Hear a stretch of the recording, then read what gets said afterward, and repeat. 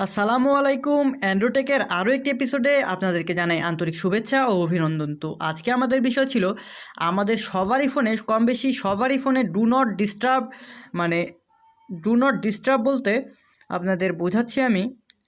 দেখেন, do not disturb, তো এখানে দেখেন ডু নট ডিস্টার্ব নামের একটি আইকন আছে। তো ডু নট ডিস্টার্ব, তো ডু নট ডিস্টার্ব এই আইকনটির কাজ কি? তো সিম্পলি এই আইকনটির কাজটা কি আমি আপনাদের বোঝাচ্ছি।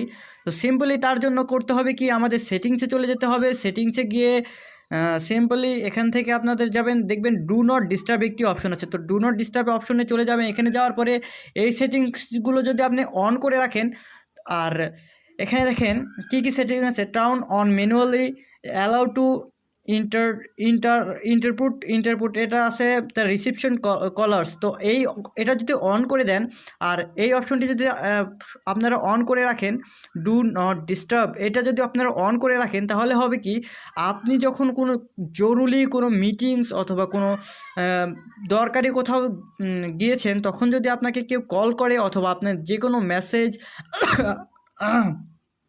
আপনি যদি বিরক্ত হতে না চান, তাহলে আপনি ডু নট ডিস্টার্বটি অন করে রাখতে পারেন। এর ফলে হবেটা কি, আপনি যখনই কোথাও থাকবেন তখনই কিন্তু আর কেউ আপনাকে কল অথবা মেসেজ করতে পারবে না।